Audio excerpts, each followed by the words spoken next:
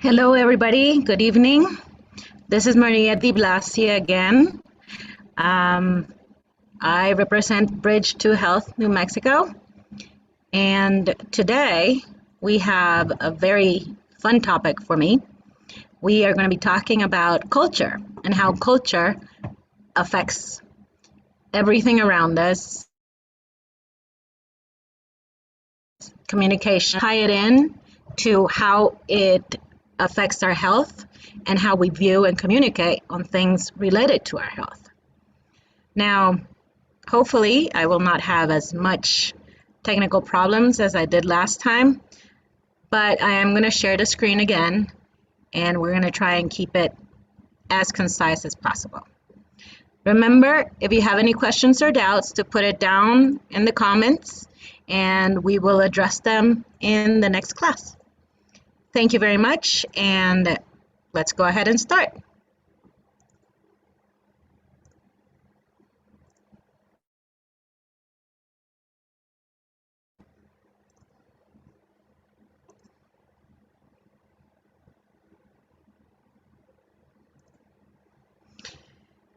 Okay, so as you can see, our topic for tonight is how culture influences health. Now, there are many things that we need to consider about culture. We're going to go through what culture is, how we can, I want to say, categorize the different kinds of cultures and how we identify in our cultures. So, first of all, we got to think about cultural criteria. So culture, as it says here, is another factor that influences our food choice. Culture influences food habits by dictating what is or is not acceptable to eat. Foods that are relished in one part of the world may not be in another. Think about what it is that you eat at your home that is maybe a recipe that has been handed down from your ancestors, your grandmother, or some other aunt down to you. And that it might be different to the family that lives next door. Now, if you think of that in a bigger context, think about the food that we eat here as opposed to the food that we eat in another country. If you look at the examples that I have on the screen, we have, for example, the Aborigines in Australia eat grubs, eat worms. Why? Because it's a good protein source. We also have, for example, whale blubber. It's high in fat, it's essential, and they eat it in the Arctics. Dog in Asia. Snails in France. Sashimi, or raw fish, which is a very Japanese tradition. We have locusts, which is also a source of protein that's eaten a lot in the Middle East. Or, nowadays, octopus in some of the American menus. How are these part of the culture, and how are these dictated by the culture?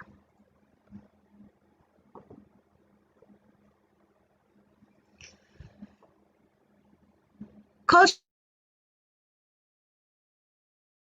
also ethnically. Our ethnicity influences.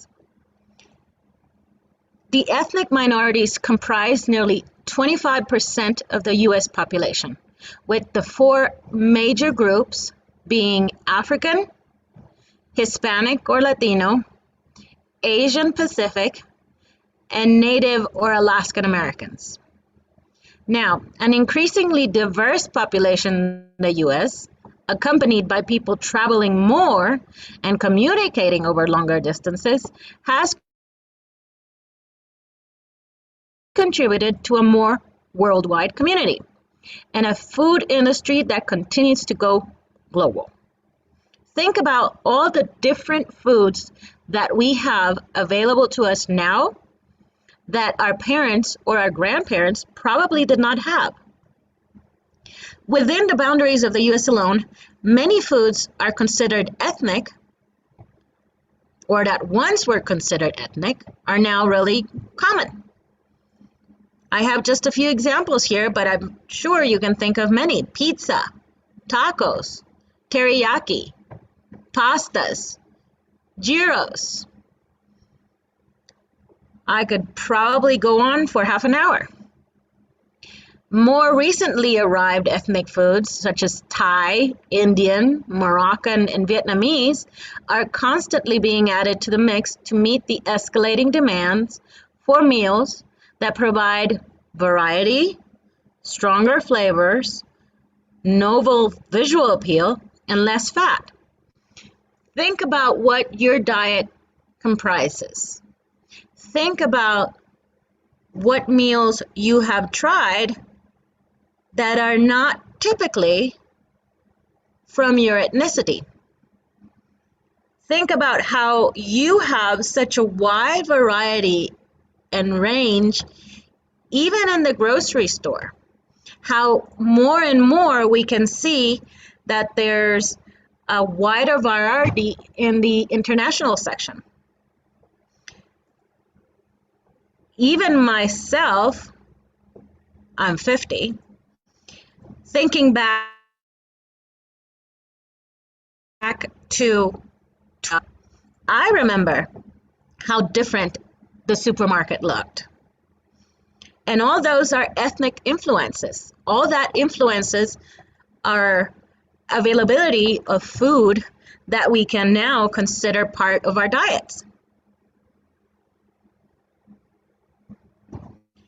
Another thing that is culture and that influences us are, of course, place of birth, geography, and climate. Birthplace influences the food a person will be exposed to and helps to shape the dietary patterns that are often followed for life. Think about the foods that you, your family, your grandparents have eaten for generations. Think about what is customary in the community that you live in. A perfect example of this is salsa. Salsa varies in flavor, varies in texture, it even varies in color depending on whether it was prepared in Mexico, in New Mexico, or in another country. You think Guatemala, Puerto Rico, Peru, or even other states in the US. Think of New Mexico dishes, such as red chile or pozole. They may taste different in different parts of the state, depending on the spices they used, when the chili was harvested, where the chili comes from, even from house to house. Not so long ago, geography and climate were determinants on what foods were available. People ate foods that were grown close and very rarely were presented with the possibility of eating those of a more exotic nature. For example, I can think of this very easily, tropical fruits in cold climate. I grew up in the northern parts of Mexico, old Mexico. And I grew up with fruits that were readily available, for example, banana and mango. I remember being surprised in my 20s when I saw firsthand, for the very first time, a blueberry. Of course, I had read about it, of course, I had heard about it, but I had never tasted it and I had never tried it and seen it and touched it. And it all comes down to geography. The area where I grew up in, blueberry was not available. It didn't grow in that area because it never got cold. Now, the wide distribution of foods throughout the world provides us with an incredible variety. I go into the grocery store and be that January or June or whichever month, I always find blueberries. Culture also influences how food is consumed and the behavior surrounding consumption. Foods may be served in banana leaves or wrapped in corn husks.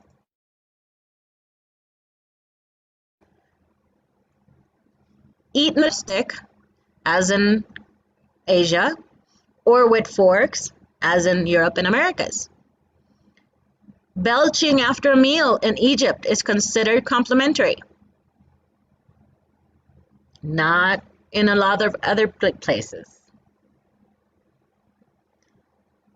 Think about how your place of birth, the place you grew up with, the climate you grew up with, has influenced what you eat, how you prepare food, and what it is that you're used to preparing. New Mexico chili. New Mexico chili is very traditional of this area. You do not find it in other states. If you find it in another state, it's a luxury or it's something unusual. It's also seasonal. September, green chili. Later in the year, you have red chili. What are the dishes that traditionally you would have around the season or the climate pertaining to those things? How did that influence how we eat, when we eat, and what we eat? Now, another part of culture that we have to consider is religion. Religious criteria is very important in our culture. It has established a lot of our habits. It was extremely dictating of our values, of our customs, not only around food, but also sometimes even around health. Religion was an important influence on your food choices. Beliefs affect many by declaring which foods are acceptable and by specifying preparation procedures. Some even designate certain foods for specific occasions and assign symbolic value to others. Think about the holidays or the religious events that you celebrate in your community or with your family. Are there foods that you eat only in those occasions? Are they foods that symbolize something that is tied back to religious criteria? Are they certain foods that you only eat in certain occasions because of a religious background? How does that tie into your health, into your experience, into your culture?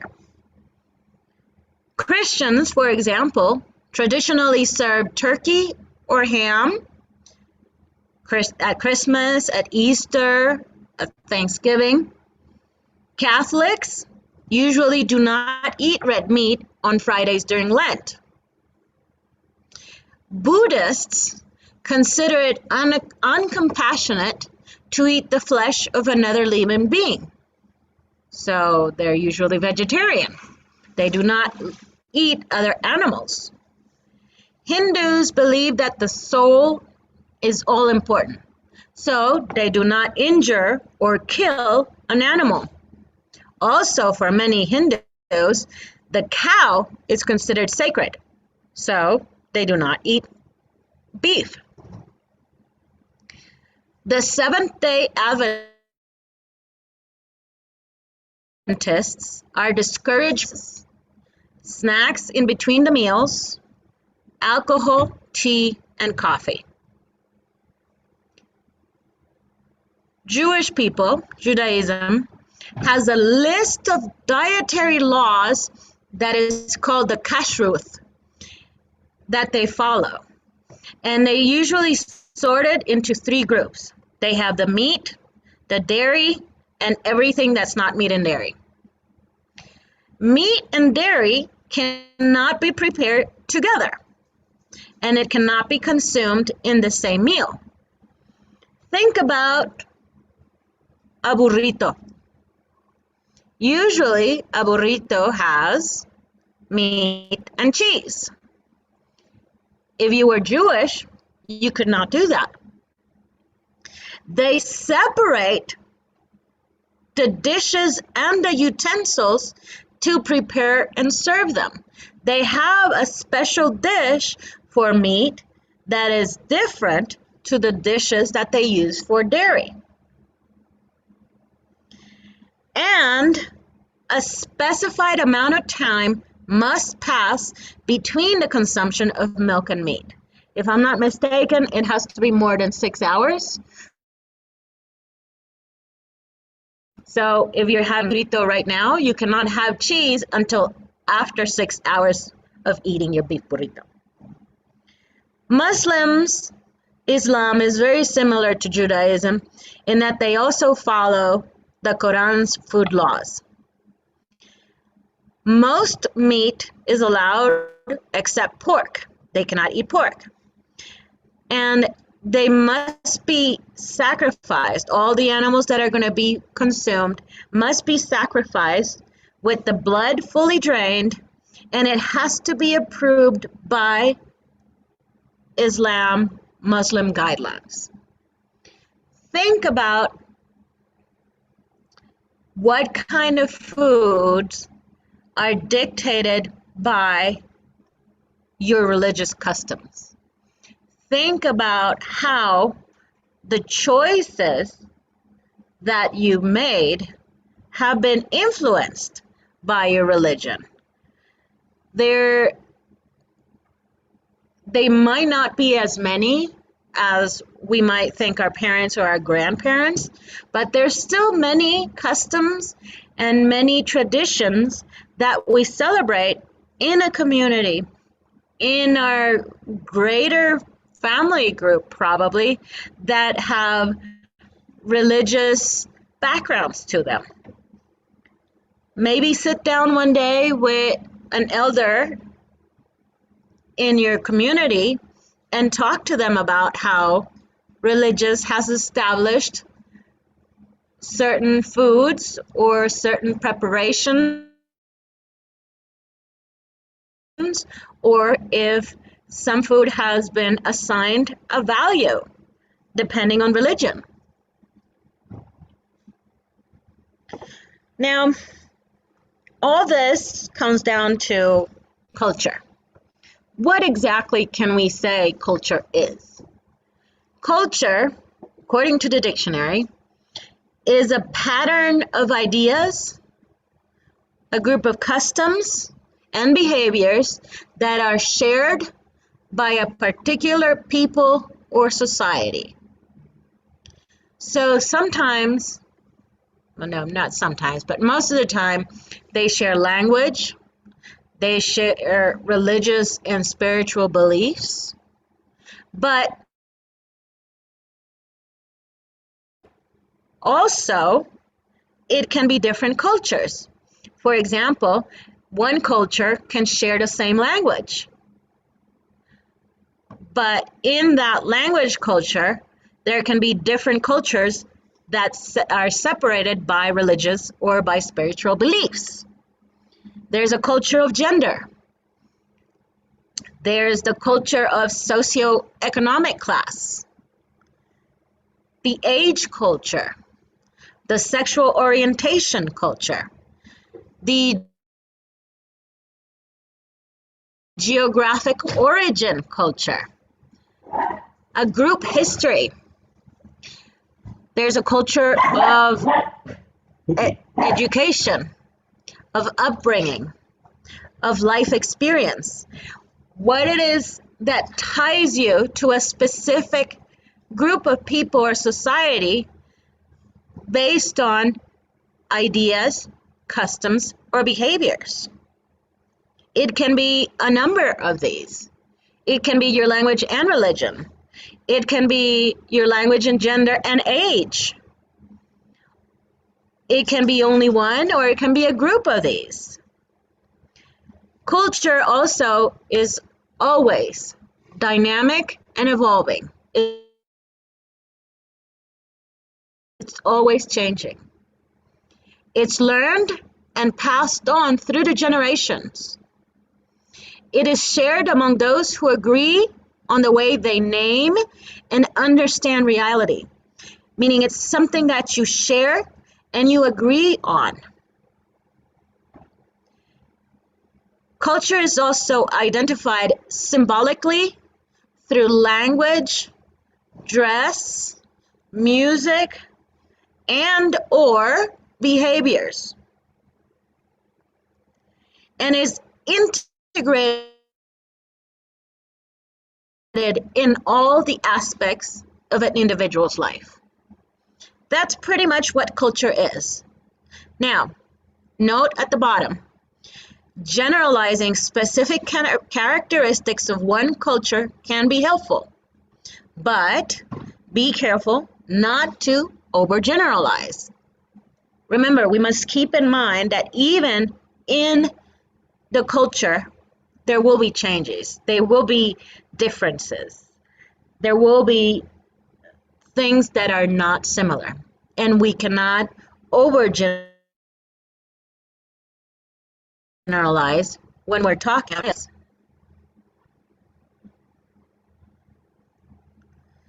So, how does culture divide itself?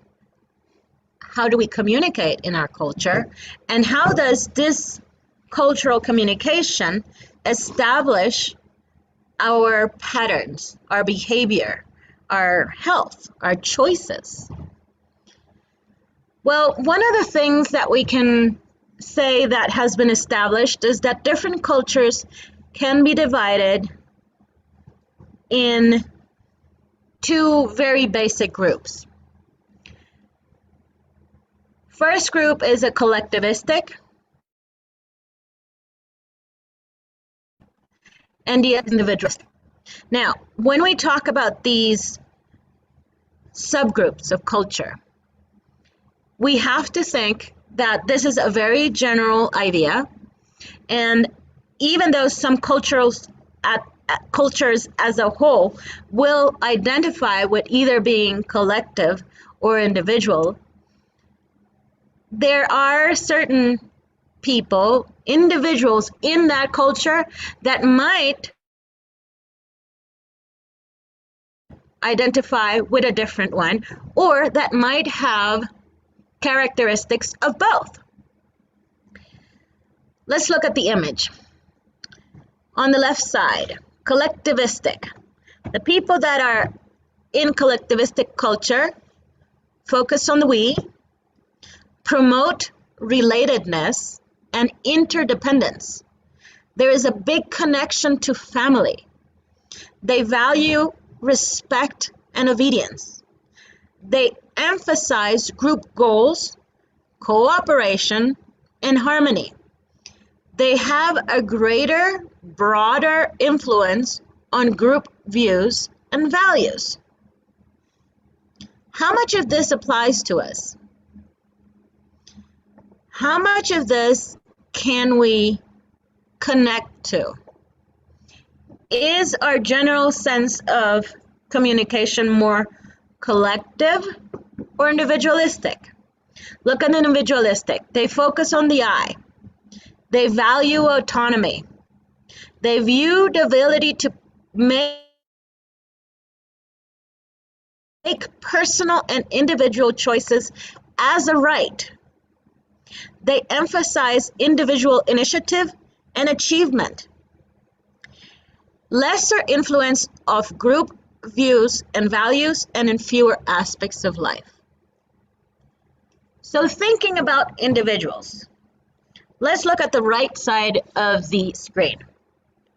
People in individualism culture will be independent, sets goals for oneself, is in continuous competition with others, they value uniqueness, their self-knowledge is very private, the communication is very direct, and they're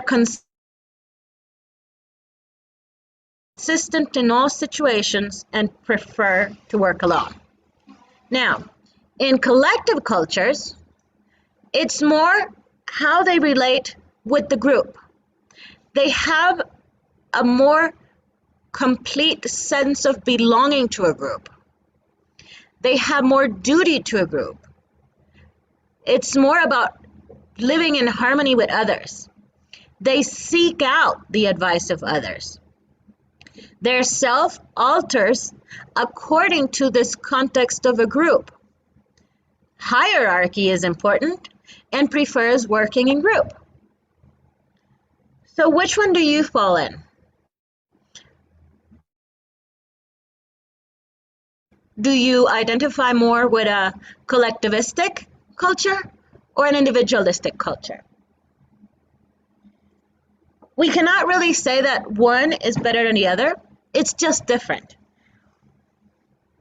What is important to your culture, and how does that affect your decisions? If you live in a collectivistic society, I'm going to say it's very positive because, for example, when people are sick, the family will gather and come in and help around the house. We'll bring food. We'll make sure that you are doing well. But if you live in an individualistic culture, you tend to be more autonomous. You tend to be more independent. You make your own choices without seeking, let's say, the advice of the people around you as much. Neither of those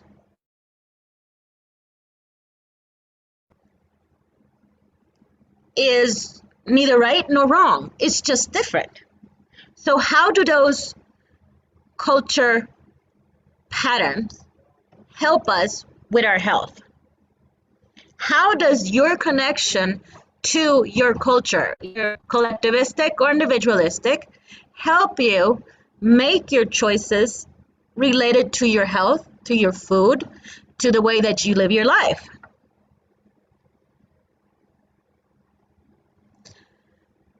Another way that we can divide culture is when we talk about high or low content cultures.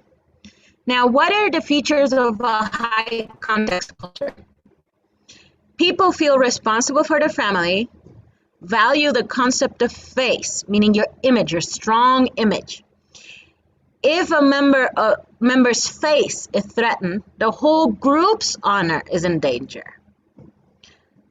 For example, the Chinese, a lot of the Arab countries and the Asian countries are very high context cultures.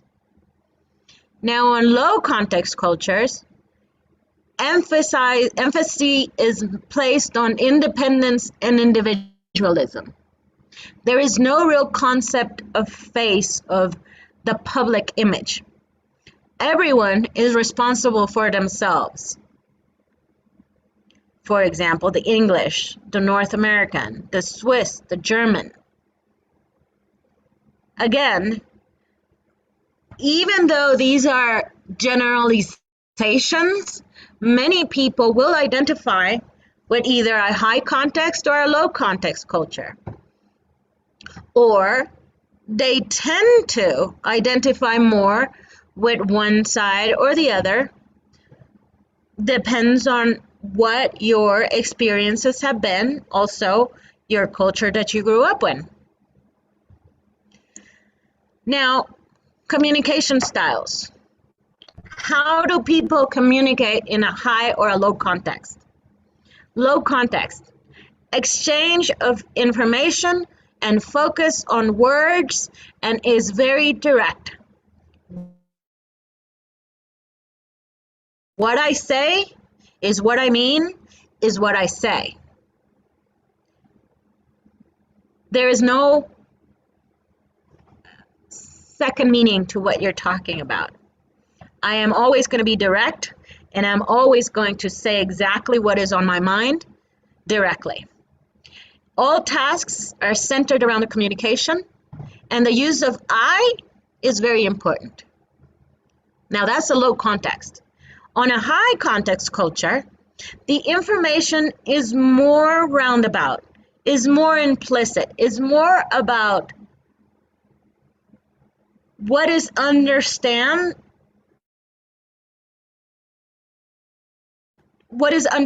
you saying. There's meaning in how you say things and not so much in what is said. Everything is task or relationship oriented, and the use of we is more important. How do you communicate? Which one do you think you identify more with? Do you think you are more of an I person, or do you think when you speak, you are hoping people understand the meaning behind your words? How is your communication centered? Is it centered around the task, or is it centered around the relationship? Is it centered around the community, the group, the we? Those communication styles will influence the decisions we take and how we take them.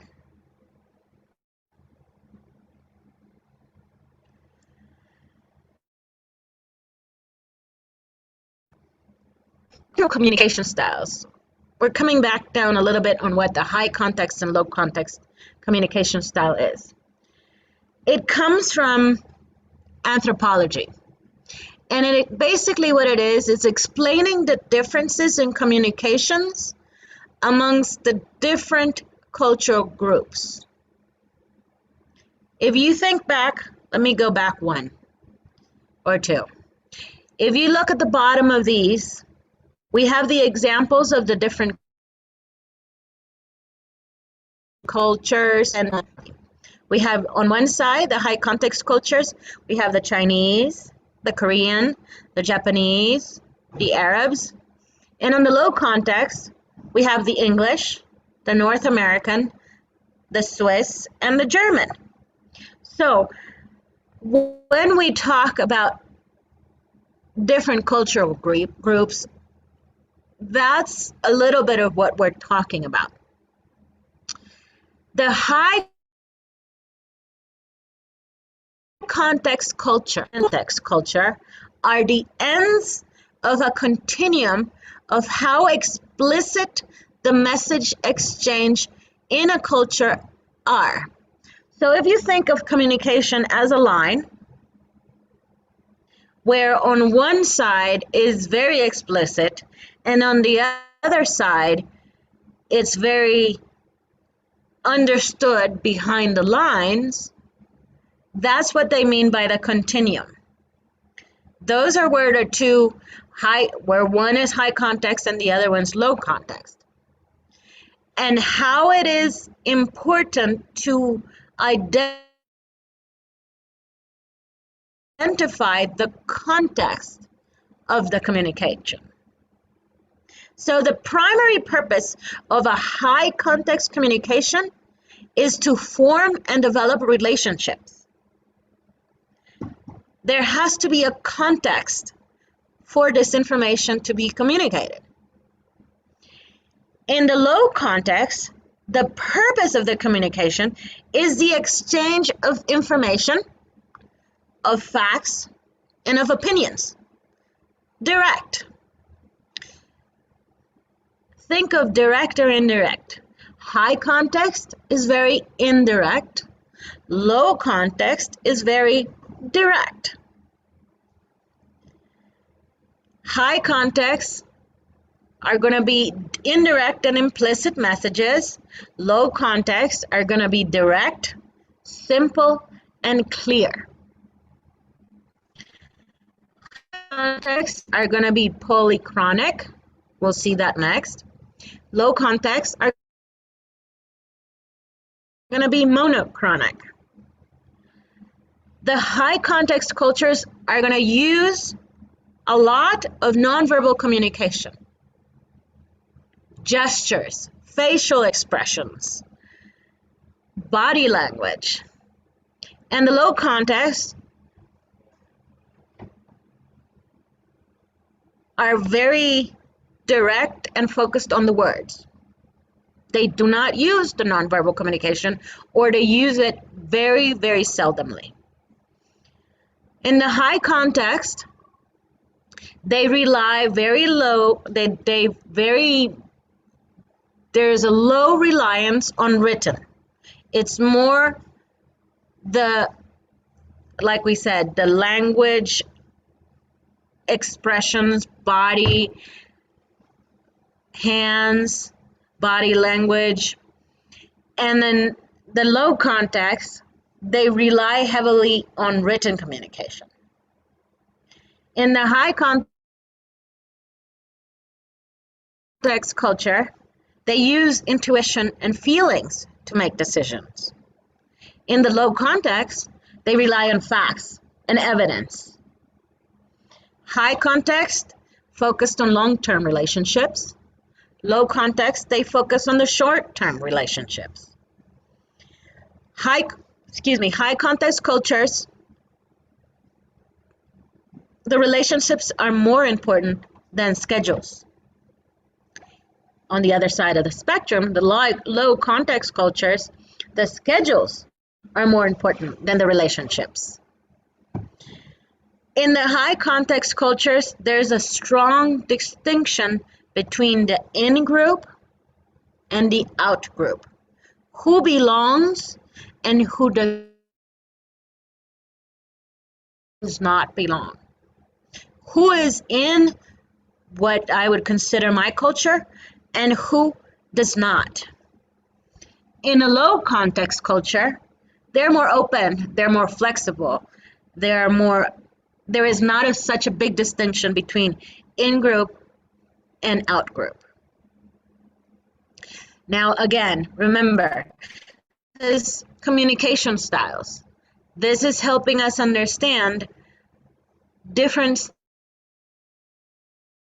styles of communicating so that we can better understand the relationships we have and how we communicate with those relationships so that we can have a better and healthy relationship. And also think about this when we are communicating about our health. Is the other person a high context or a low context?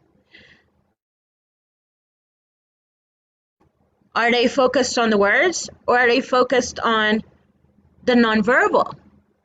How do you communicate to the other people about your health? Are you communicating in a more nonverbal way, or are you communicating or trying to be very direct? What is the purpose of the communication? Is it to develop and form a relationship? Then you need the context. And that's a high context.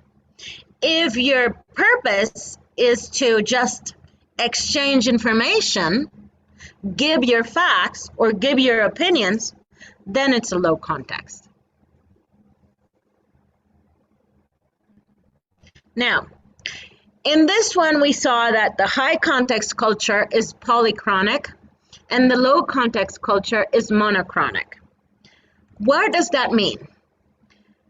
There are cultural differences in time.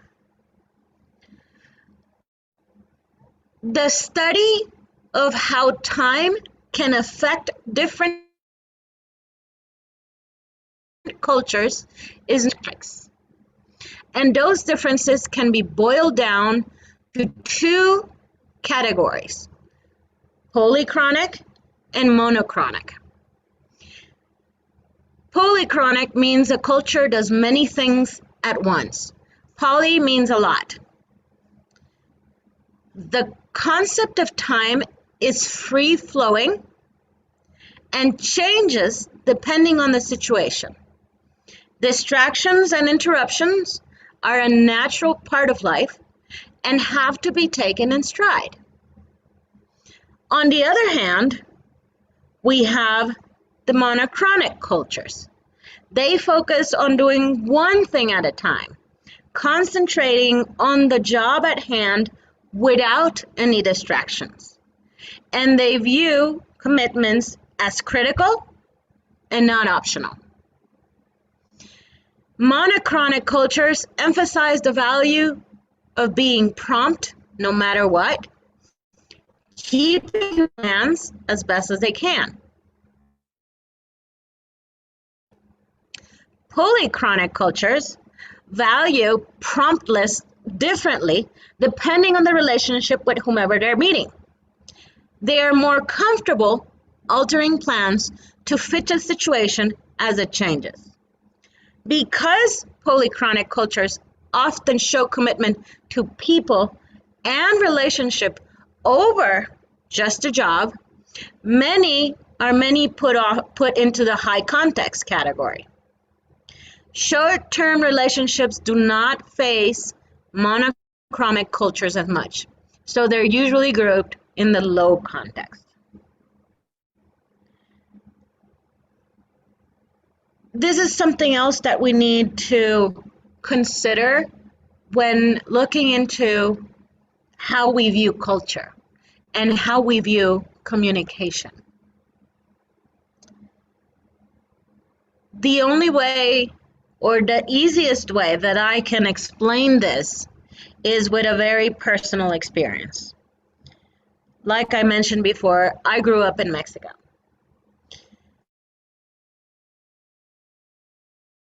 Mexico very much have the idea that everything can be done mañana.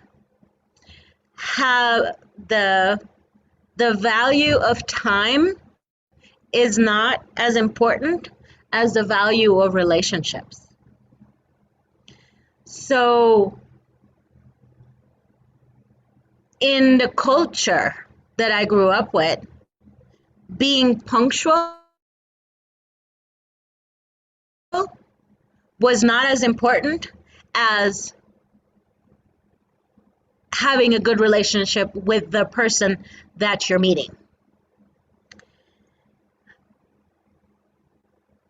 That translated into the American culture, it does not matter who you are meeting. What matters is that you meet on time.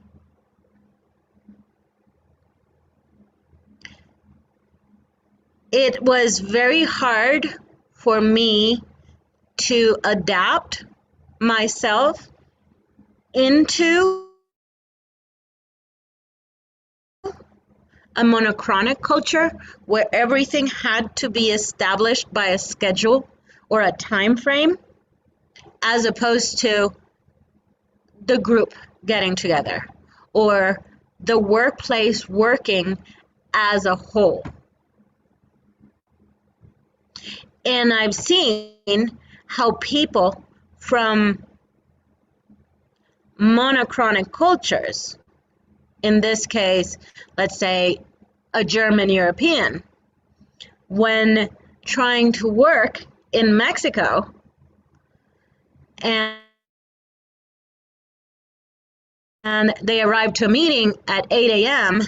and the Mexican people start pouring into the meeting office at 8:30, 9 a.m., have a clash in their communication because of the differences in time, because of the different culture. This is also something that we need to consider when dealing with other people and trying to communicate with other people. How did we grow up? Was time something that we valued, or was relationships valued over time? Which was the concept of time that you value now? Does it depend on the situation, or does it depend on the people? Are you focused on doing everything in a schedule,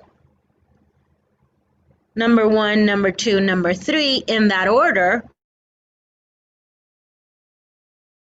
Or do you have a list of things that you must accomplish by the end of the day? It does not matter in what order it is accomplished. How do you value promptness? Is it more valuable that you arrive on time no matter who you're meeting with? Or does meeting with the people have more value than what time you get there? How can this affect your decisions? How can this affect your communication? How can this affect your, let's face it, can you categorize yourself into one or to the other? Or are you polychronic in some things and monochronic in others? Remember, all of these subcategories of culture are not rigid and can be adapted, or we can identify with both without it phasing us that much. We just need to be able to identify how it affects us and how our communication is focused on these differences, and how we can value all this when trying to communicate. How does that change our communication, or how does it affect our communication?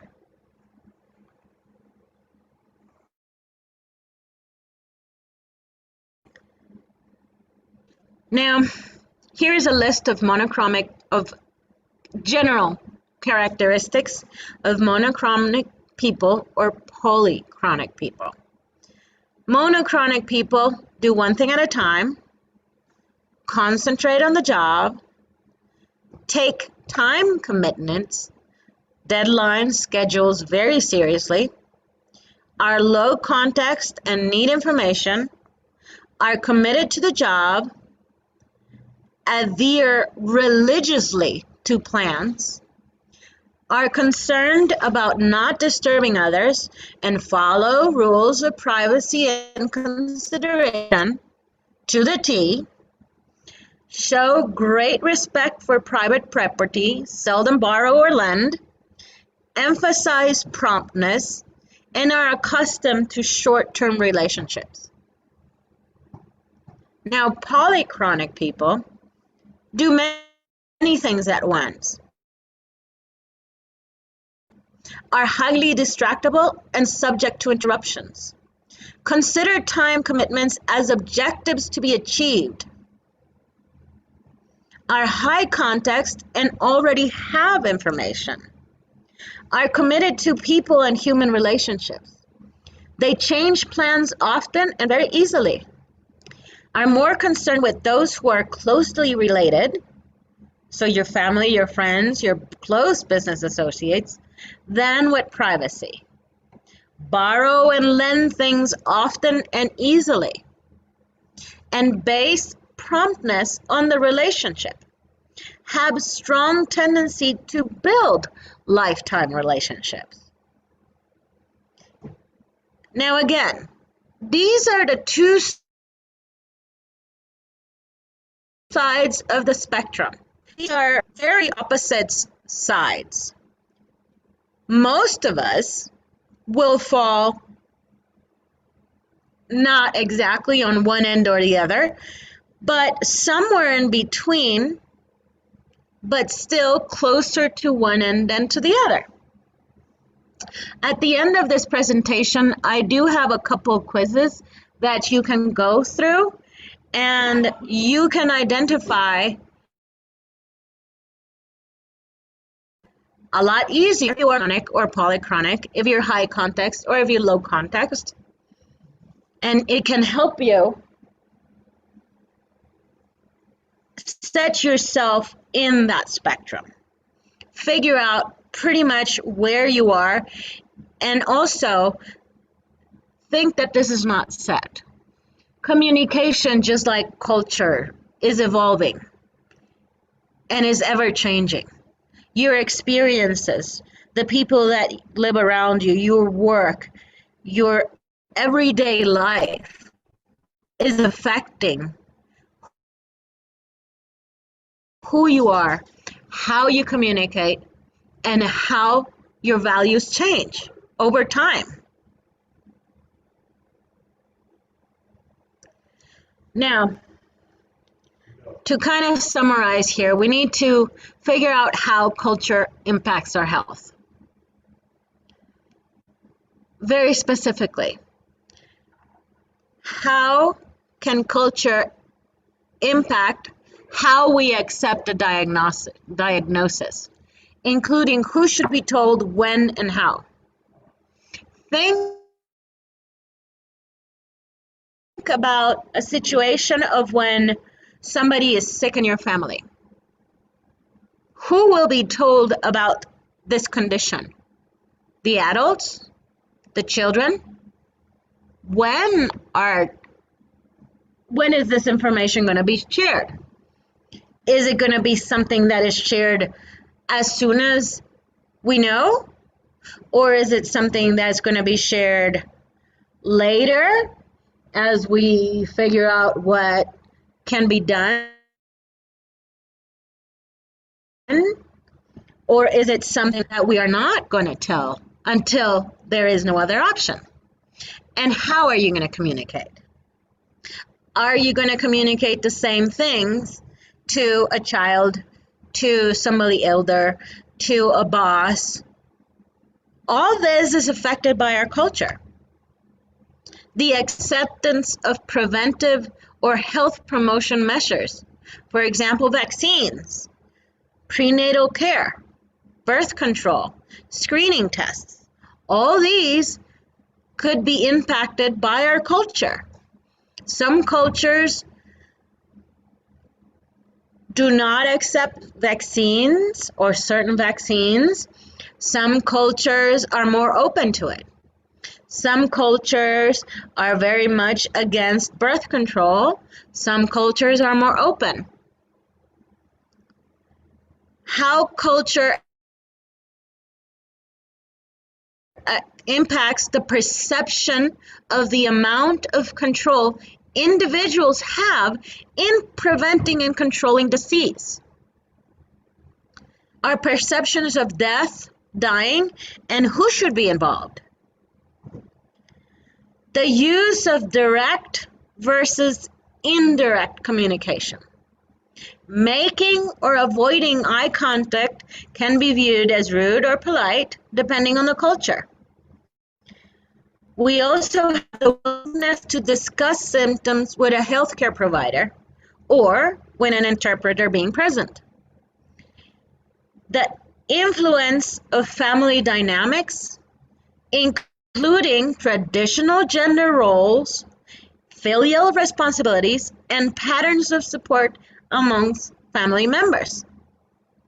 Our perceptions of youth and aging, how accessible the health system is, and how well it functions. All these, and many more, are ways our culture impacts our health. How do some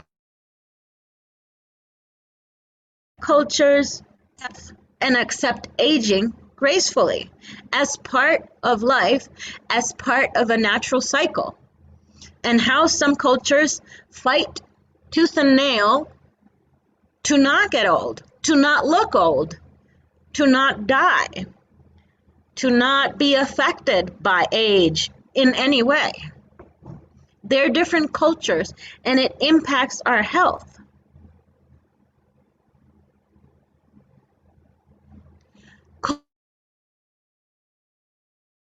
Culture frames how we perceive the world and our experiences. When we interact with people from different cultures regarding our health, problems can occur. Patients and healthcare providers view health and illnesses in different ways. The patients and healthcare providers believe can sometimes have a disparity in the belief on what causes a disease. Which diseases or conditions are stigmatized and why? Culture sometimes establish what kind of health promotion activities are practiced, which ones are recommended and which ones are insured. Think back to birth control, for example, or vaccines. Culture frames how illnesses and pain are experienced and expressed. Think about how our idea of death and funeral. Google one day how funerals are different around the world. Grief is expressed, even in simple things like color. In most of the Americas, because of the European ancestry, when people are going to a funeral, most people dress in dark colors. In the Asian culture, people dress in lighter colors.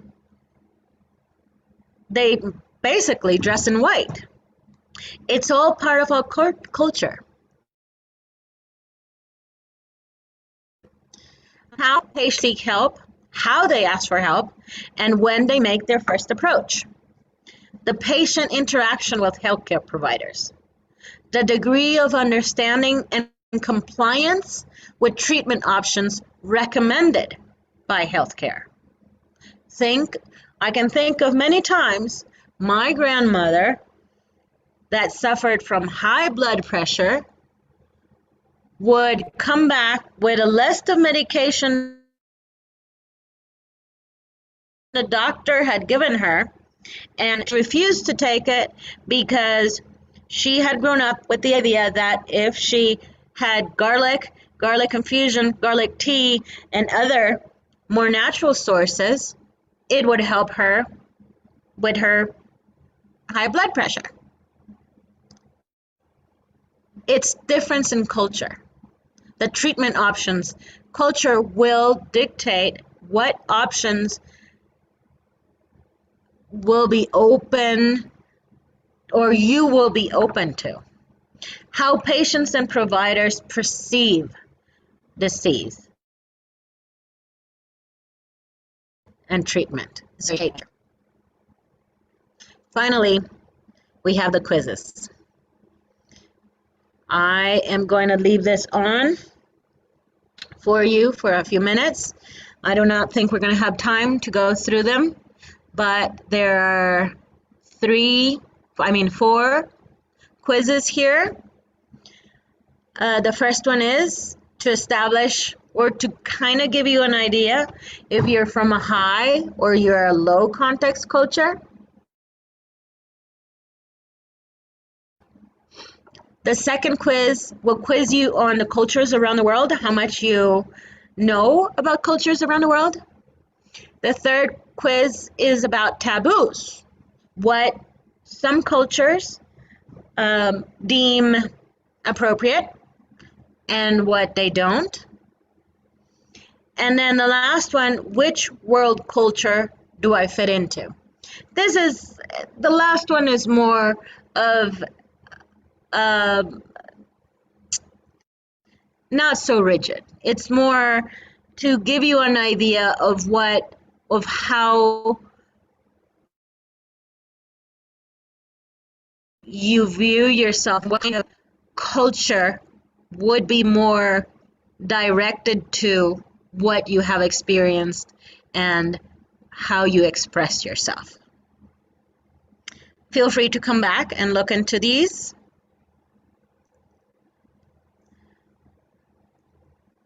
I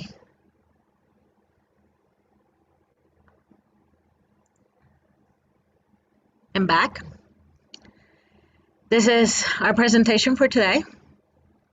I thank you for your attention. I hope this was enlightening, and I hope that this helped to understand what kind of communication biases or obstacles or differences we might have. If you would like more information, please stop by at Bridge to Health, New Mexico. We are on 628 Riverside Drive in Española. You can call us at 505-591-4200 or email us bridge2healthnm@gmail.com and comment, questions, anything you would like to share. Feel free to email, call, or stop by. We're here to help, and I will see you next time. Have a good night.